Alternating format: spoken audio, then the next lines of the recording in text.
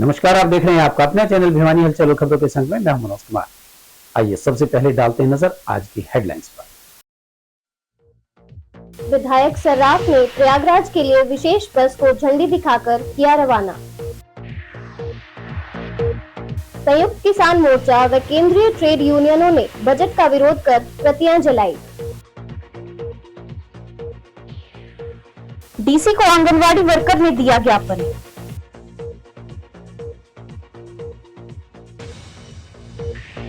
परीक्षा तनाव प्रबंधन पर सेमिनार आयोजित।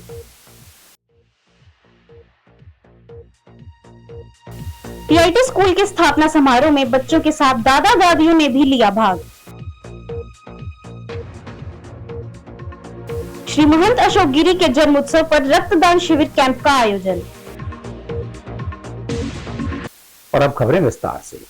भिवानी से विधायक घनश्याम सर्राफ ने महाकुंभ यात्रा के लिए जाने वाली रोडवेज की पहली बस को झंडी दिखाकर रवाना किया। उन्होंने कहा कि आम आदमी की सुविधा के लिए प्रतिदिन दोपहर 1:30 बजे यहां से प्रयागराज के लिए बस रवाना होगी और प्रयागराज से प्रतिदिन 3:30 बजे बस वापस चलेगी। जीएम दीपक कुंडू ने कहा कि एक यात्री का एक तरफ का किराया 1115 रुपए होगा।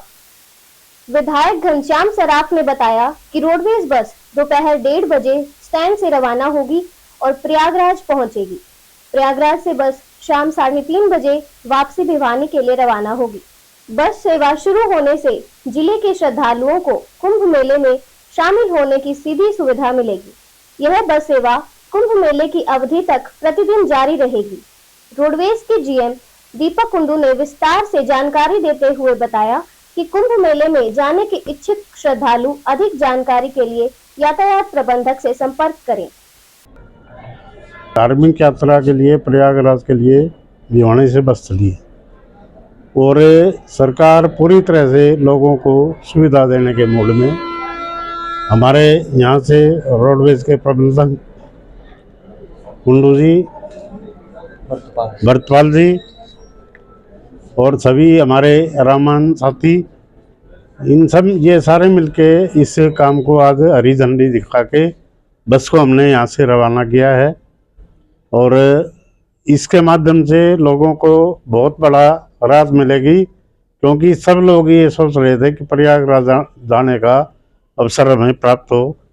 सरकार 3-4 दिन से कभी चंडीगढ़ से कभी गुड़गांव से अनेक बसें वहाँ पर लगाई हैं जो यात्रियों को इस सुविधा के लिए प्रयागराज जा रही है।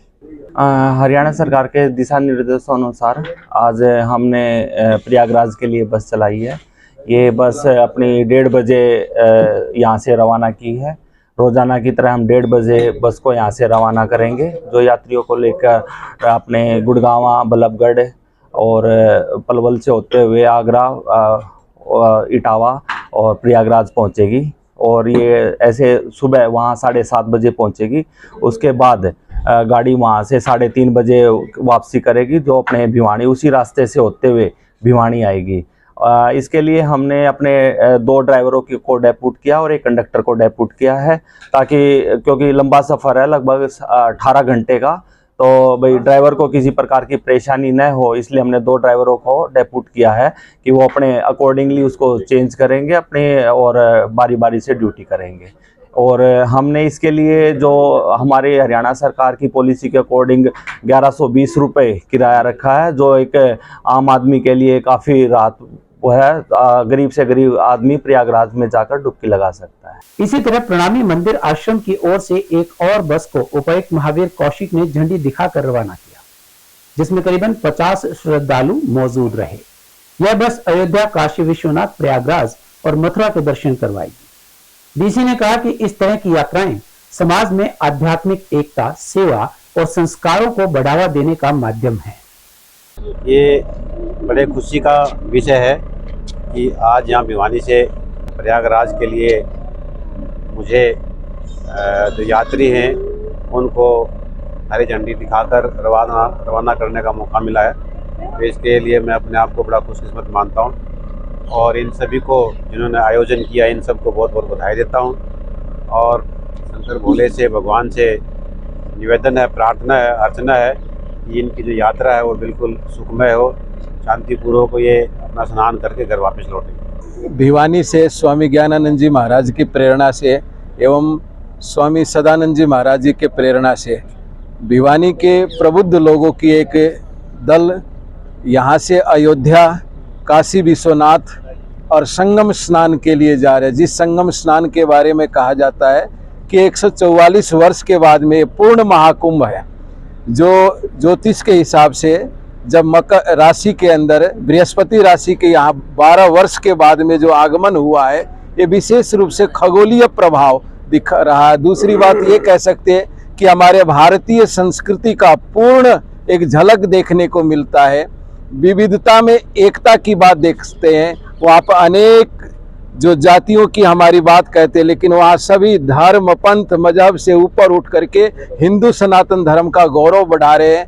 और प्राचीन समय में तो इसको कल्पवास कहा जाता था कि संत लोग वहाँ अक्षय वट के यहाँ निवास करते हुए साधना करते थे संगम किनारे पे, और अपने द्वारा जो ज्ञान की अनुभूति होती थी वो पब्लिक वहाँ जा कर के उनके ज्ञानामृत का पान करते हैं। तो हम भी सौभाग्यशाली है कि हम वहाँ जा कर के संतों का जो कृपा प्रसाद है, आशीर्वाद प्रसाद, जो वचनामृत का हम रसपान भी करेंगे, साथ साथ में संगम का स्नान करके अपने जीवन का धन्य बनाएंगे। और जब भारत के ही नहीं, अमेरिका से, स्विट्जरलैंड से अनेक देश जो आकर के हमारी इस भारतीय संस्कृति की झलक को देख करके वो भी आनंदित और आनंद की अनुभूति हो रही है, तो हमारे लिए बड़ा ही परम हर्ष का विषय है कि आज इस यात्रा की रवानगी हमारे भिवानी के उपायुक्त महोदय श्री महावीर कौशिक जी ने हरी झंडी दिखा के रवानगी की। हम इनका समिति की ओर से हृदय की गहराइयों से अभिनंदन और अभिनंदन का आभार व्यक्त करते हैं। संयुक्त किसान मोर्चा व केंद्रीय ट्रेड यूनियनों के आह्वान पर कोर्ट रोड पर जन विरोधी बजट की प्रतियां जलाई गई तथा कृषि, शिक्षा, स्वास्थ्य, मनरेगा व रोजगार पर बजट बढ़ाने की मांग की गई।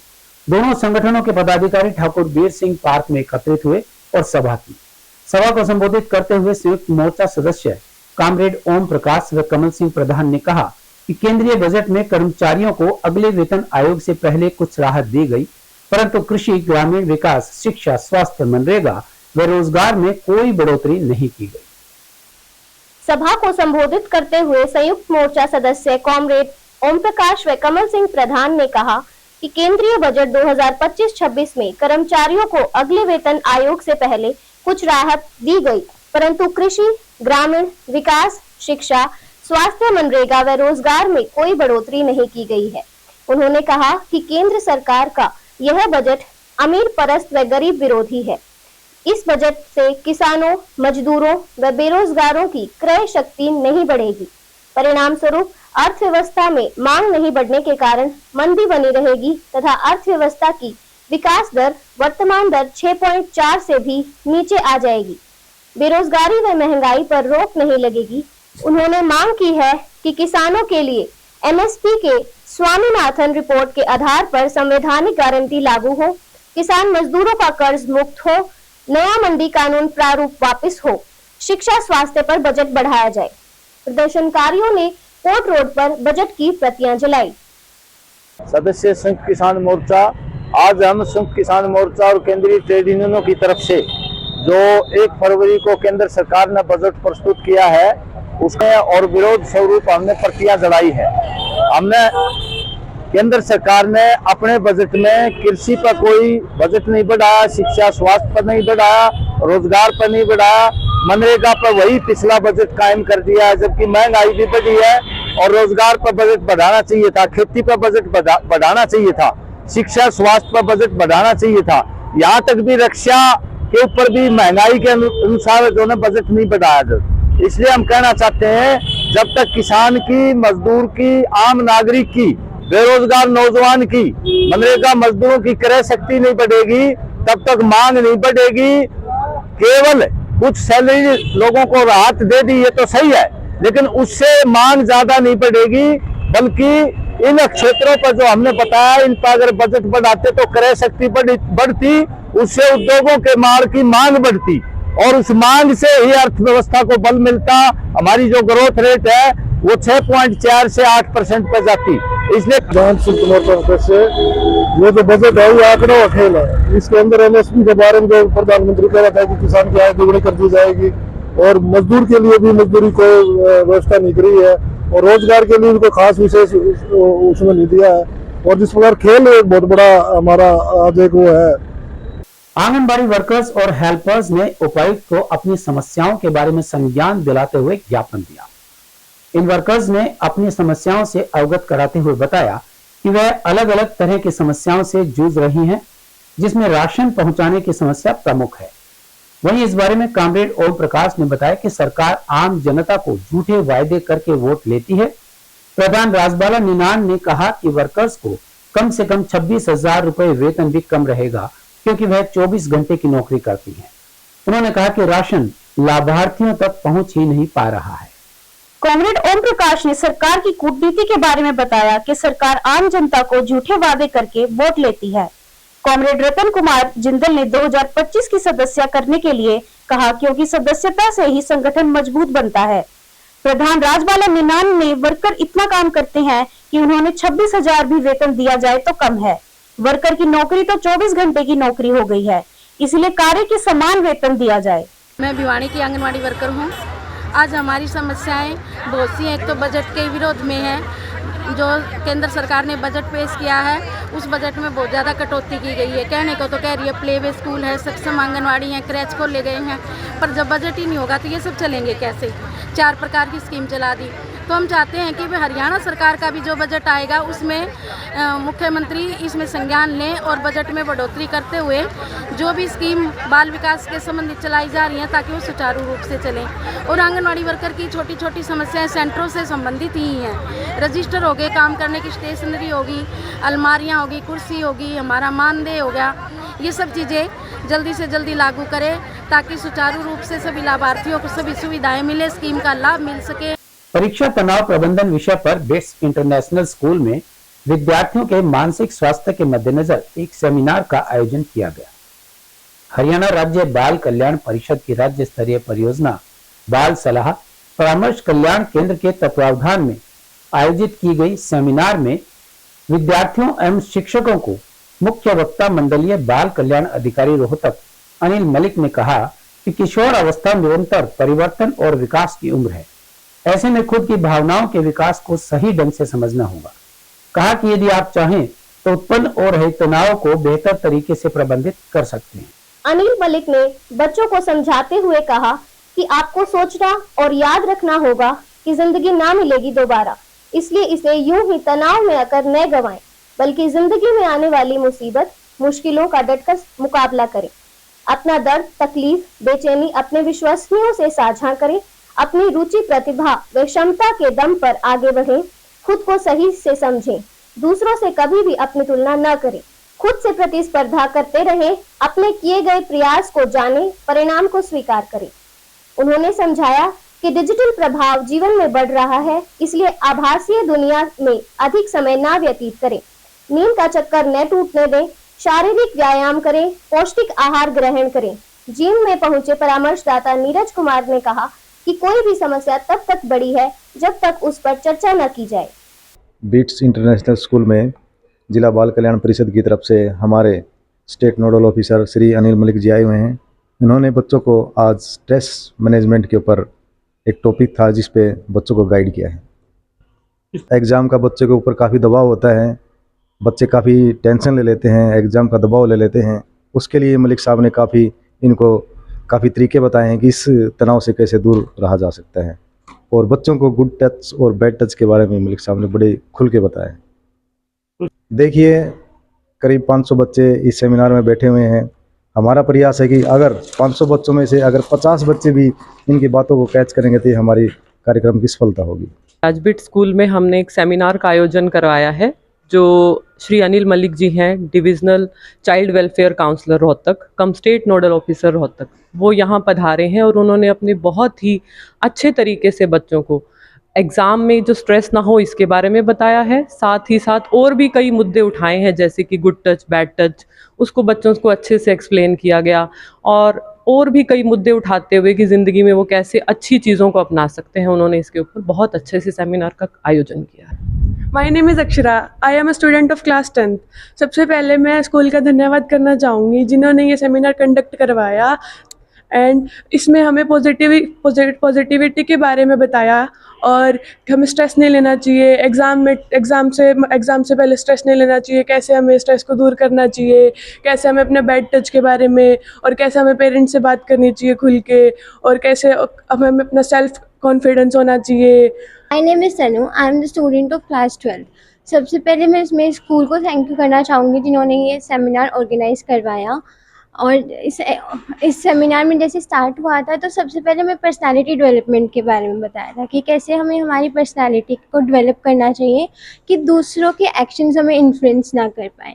और इसमें जो गुड टच, बैड टच, इन चीज़ों के बारे में बताया है। और जैसे एग्ज़ाम्स के टाइम पे स्टूडेंट्स को स्ट्रेस प्रॉब्लम्स बहुत ज़्यादा होती है, तो स्ट्रेस से रिलीफ कैसे मिलना चाहिए उस चीज़ के बारे में। हरियाणा राज्य बाल कल्याण परिषद निरंतर दरवाजे तक पहुंच के पूरे समाज के लिए, आम लोगों के जागरूक करने के लिए विभिन्न मुद्दे हैं और उसमें विशेष तौर से जो किशोर अवस्था के बच्चे हैं और अभी क्योंकि एग्जामिनेशन टाइम है, परीक्षा में बच्चों का तनाव बहुत से कारणों से होता है। मेनली तो ये है कि अगर आपने समय रहते हुए तैयारी नहीं की तो तनाव बढ़ेगा, लेकिन बहुत तैयारी करने के बावजूद भी कई बार बच्चों का विश्वास डगमगाने लगता है।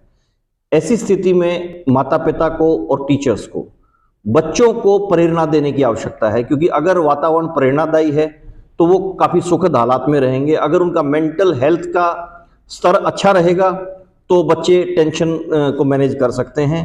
तनाव मुक्ति तो पॉसिबल नहीं है किसी भी इंसान के लिए, लेकिन एक पॉजिटिव यूज स्ट्रेस होता है जो कि तैयारी के लिए, एग्जामिनेशन की तैयारी के लिए, किसी भी बेहतर परिणाम के लिए हम लोग करते हैं। लेकिन जब चिंता का स्तर ऊंचा बढ़ जाता है तो चिंता बढ़ती है, तनाव बढ़ता है और विभिन्न तरह की मनोवैज्ञानिक बीमारियां भी पैदा होने लग जाती हैं। बच्चों को यही एडवाइस किया गया है कि वो प्रकृति के नज़दीक रहें, खुद पे भरोसा करें और जितनी तैयारी उनकी अक्षमता के अनुसार कर सकते हैं वो करें और बेहतर परिणाम आएंगे। परिणाम फिर जो भी आए उसको स्वीकार करें, क्योंकि ये जीवन का अंतिम परीक्षा नहीं है, परीक्षाएं बहुत देनी है। तनाव प्रबंधन की कला विकसित करें, माता पिता के साथ रहें, हंसी खुशी की बातें साझा करें, छोटी छोटी बातों में खुशी महसूस कर सकते हैं और नेगेटिव वातावरण से, ऐसी दोस्तों से, ऐसे वातावरण से दूर रहें। बच्चे जैसे जैसे उम्र बढ़ती है ना, तो हार्मोन्स अपना असर दिखा रहे हैं, भावनाओं का विकास हो रहा है, शरीर बढ़ रहा है, मानसिक विकास हो रहा है, वातावरण में तरह तरह की चीज़ें बच्चे देख रहे हैं। सही क्या है, गलत क्या है, उसके बारे में उनको आगाह करना, उनको जागरूक करना, ये हर नागरिक का कर्तव्य है। और हरियाणा राज्य बाल कल्याण परिषद ने जो सौभाग्य हमें दिया है काम करने का, being a nodal officer, Haryana के हर बच्चे के साथ हम संपर्क में हैं और सारे लोगों को 365 दिन सेवाओं की हमने उपलब्धता दी है। सिर्फ मात्र हमसे एक बार संपर्क करें, हम उनके दरवाजे तक पहुंच के उनको मदद देंगे। हमारे काउंसलर और मैं स्वयं ये सेमिनार और वर्कशॉप के लिए जा रहा हूं। गुड टच और बैड टच की बहुत से बच्चों ने, मैक्सिमम ने यही कहा कि हमें पता है, लेकिन एक प्रैक्टिकली डेमोन्स्ट्रेशन जब दिया तो वो भी इस बात के लिए हैरान रह गए, क्योंकि वो उम्र के निगाह से, रिश्तों के निगाह से बहुत विश्वास करते हैं। विश्वास करना भी चाहिए, लेकिन जागरूकता और वातावरण के प्रति ऑब्जर्वेशन करना बहुत जरूरी है कि वो सही और गलत की समझ विकसित कर सके। वो हमने प्रयास किया है कि उनको समझाएं और बच्चे अपने आप को सुरक्षित रखें, चाइल्ड अब्यूज की घटनाओं से बच सकें। टीआईटी वरिष्ठ माध्यमिक विद्यालय के 22वें स्थापना दिवस पर नगर परिषद चेयरपर्सन पेटी भवानी प्रताप सिंह मुख्य अतिथि के रूप में पहुंची। वहीं विशिष्ट अतिथि के रूप में डॉक्टर सरोज रंगा और डॉक्टर संध्या गर्ग पहुंची। इस अवसर पर अनेक तरह के सांस्कृतिक कार्यक्रम और खेल गतिविधियां आयोजित करवाई गई, जिनमें पोता पोती के साथ दादा दादी ने भी बढ़ चढ़कर भाग लिया। विभिन्न प्रतियोगिताओं में प्रथम, द्वितीय व तृतीय स्थान प्राप्त करने वाले दादा दादियों का विशेष रूप से सम्मान किया गया। विद्यालय प्राचार्य डॉक्टर डीपी कौशिक ने कहा कि जहां विद्यालय के नन्हे बच्चों ने अनेक गतिविधियों में भाग लिया, वहीं अपने अपने दादा दादी के साथ अलग अलग तरह के खेलों में भाग लिया। कौशिक ने कहा कि प्रतिवर्ष इस तरह की स्पर्धाएं अलग अलग थीम के साथ की जाती हैं। कार्यक्रम की मुख्य अतिथि नगर परिषद की चेयरपर्सन प्रीति भवानी सिंह ने कहा कि बच्चों द्वारा इस तरह के मनोरंजक कार्यक्रम में दादा दादी का भी भाग लेना दिल को छू गया। विद्यालय प्रभारी सरिता शर्मा ने अपने बच्चों के साथ खेलों में भाग लेकर दादा दादी को भी अपना बचपन याद आ गया। सभी मनोरंजक खेलों के प्रतिभागियों को सम्मानित किया गया और प्रथम, द्वितीय व तृतीय स्थान पर प्राप्त करने वालों को मेडल पहनाकर सम्मान पट्टिका के साथ सम्मानित किया गया। नमस्कार, मैं प्रीति भवानी प्रताप सिंह, टीआईटी स्कूल के प्रिंसिपल मैम, यहाँ के संस्थापक और पूरी स्टाफ का तहे दिल से धन्यवाद करती हूँ कि मुझे इस शुभ अवसर पर आने का मौका मिला। आज टीआईटी स्कूल के स्थापना दिवस है। यहाँ जो आज स्पोर्ट्स डे जो सेलिब्रेट कर रहे हैं, यहाँ पे हमारे जो सुपर हीरो हैं दादा दादी, इनका जो कार्यक्रम किया है, इस कार्यक्रम को देखकर अपने दादा दादी की याद आ गई है। देखिए, बच्चों के तो प्रोग्राम होते ही रहते हैं, लेकिन दादा दादी का जो प्रोग्राम किया है, ये ऐसा लग रहा है कि दादा दादी का बचपन वापस से याद दिला दिया है। हालांकि ये मेरे अंडर ही आता है स्कूल टीआईटी, बहुत अच्छा लगा यहाँ आके। इससे ये पता लगा कि संस्कार अभी तक हमारे जो परिवारों में है वो अभी तक है, और हमारा जो आगे आने वाला भविष्य है वो भी सुरक्षित सा लग रहा है, क्योंकि जिसके घर में दादा दादी नाना नानी इनकी इज्जत हो, वो परिवार बहुत अच्छे फलते फूलते हैं और बच्चों को भी अच्छे संस्कार मिलते हैं, और बहुत अच्छा लगता है। मैं इनके स्थापना दिवस के लिए इनको सभी टीआईटी स्कूल को, प्रिंसिपल को मैं बहुत बहुत मुबारकबाद देती हूँ। आज हमारे टीआईटी सीनियर सेकेंडरी स्कूल है, उसका आज फाउंडेशन डे है। वो हमें आज स्पोर्ट्स मीट के रूप में मनाया है, और साथ ही साथ हमने आज जो कि हीरोज़ हैं हमारे घरों के, हमारे जो बच्चों के दादा दादी पेरेंट्स हैं, उनको हमने बुलाया है यहाँ पर स्पोर्ट्स मीट के रूप में, और बच्चों ने बहुत ही आनंद लिया है। इवन ग्रैंड पेरेंट्स, जो हम सोचते हैं कि घरों में शायद उनको हमारे यहाँ आकर उनका बचपन फिर से उन्हें याद आ गया है, उन्होंने अलग अलग तरह की रेसेस में पार्टिसिपेट किया है, उन्हें ऐसा लग रहा है उनके चेहरों पर कि उनका बचपन फिर से लौट आया है। और हमारा जो विद्यालय है, जैसा कि सभी जानते हैं कि one of the best schools in Haryana और as well as the oldest school in Bhiwani also. तो आज स्थापना दिवस के शुभ अवसर पर मैं पूरे हमारे टीआईटी परिवार की ओर से सभी को शुभकामनाएं भी देती हूं, और भगवान से ये प्रार्थना करती हूं कि हमारा जो विद्यालय है वो दिन दोगुनी रात चौगुनी उन्नति करे। सिद्धपीठ बाबा जहरगिरी आश्रम में शिव शक्ति जन कल्याण सेवा ट्रस्ट द्वारा श्री महंत डॉक्टर अशोक गिरी महाराज के जन्म उत्सव और संन्यास दिवस के अवसर पर रक्तदान महादान कैंप का आयोजन किया गया। इस अवसर पर युवाओं द्वारा लगातार रक्तदान करने का संकल्प लिया गया। शिविर में महिलाओं ने भी विशेष रुचि दिखाई। डॉक्टर अशोक गिरी ने कहा कि रक्तदान करना युवाओं के लिए आवश्यक है। कहा कि गुप्त नवरात्रों के अवसर पर इस तरह के कार्यों का महत्व और भी बढ़ जाता है। शिव शक्ति जन कल्याण सेवा ट्रस्ट द्वारा आयोजित कैंप का शुभारंभ डॉक्टर अशोक गिरी महाराज ने किया। उन्होंने कहा कि रक्तदान महादान है और यह जीवनदायिनी है। उन्होंने कहा कि गुप्त नवरात्रों के पावन पर्व पर इस प्रकार के कार्यों का महत्व और भी बढ़ जाता है, क्योंकि इस दिन युवाओं ने अपनी आस्था और रक्त देने के लिए जो उत्साह दिखाया है वह बेहद प्रेरणादायक है। उन्होंने कहा कि रक्तदान किसी बड़ी बीमारी से पीड़ित व्यक्ति और सड़क हादसे में घायल लोगों के लिए जीवनदायिनी साबित होता है। उन्होंने युवाओं से अपील की कि वे नशे जैसी बुराई से दूर रहकर समाज सेवा में भाग लें और रक्तदान जैसे नेक कार्यों में हिस्सा लें।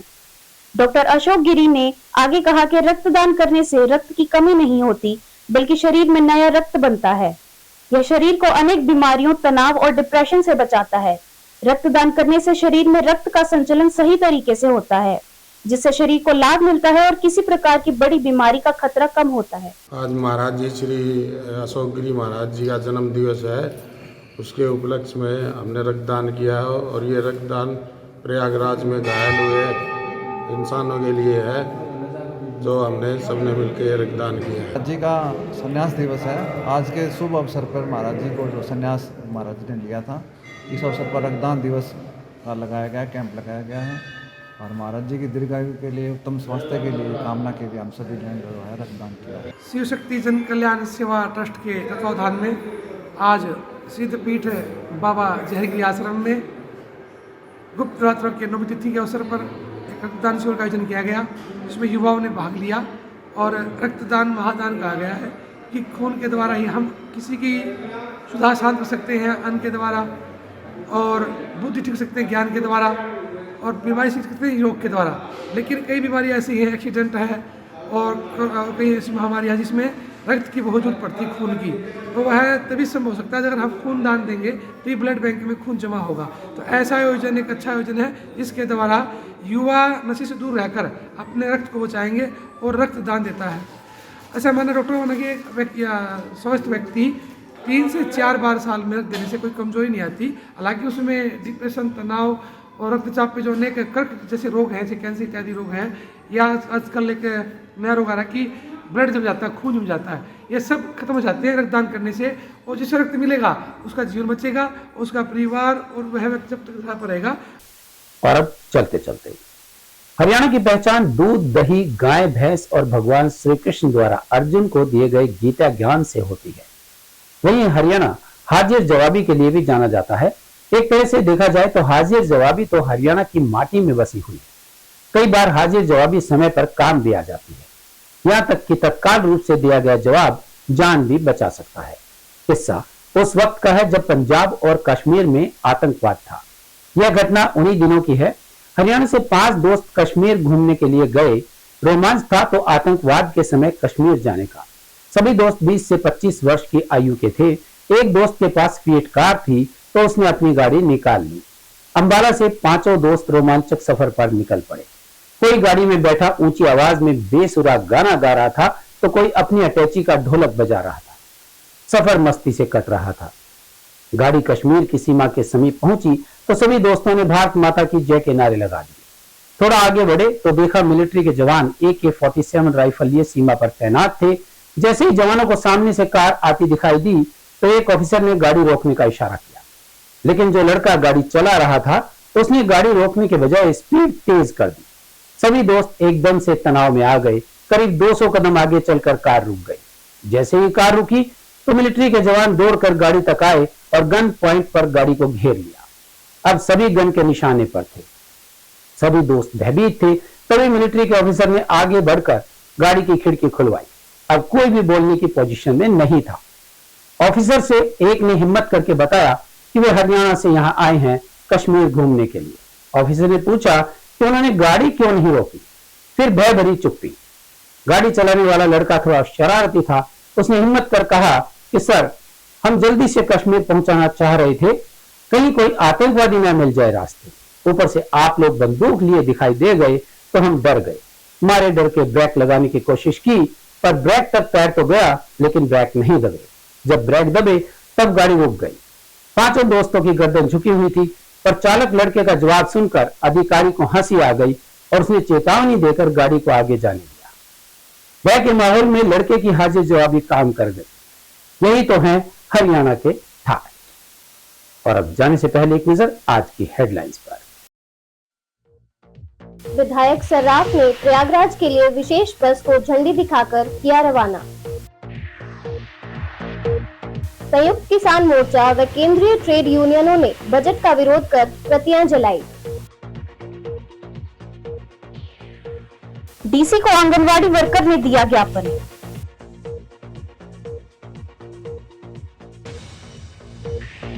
परीक्षा तनाव प्रबंधन पर सेमिनार आयोजित।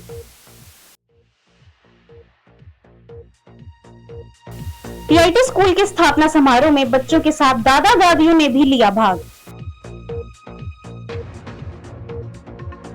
श्री महंत अशोक गिरी के जन्म उत्सव पर रक्तदान शिविर कैंप का आयोजन।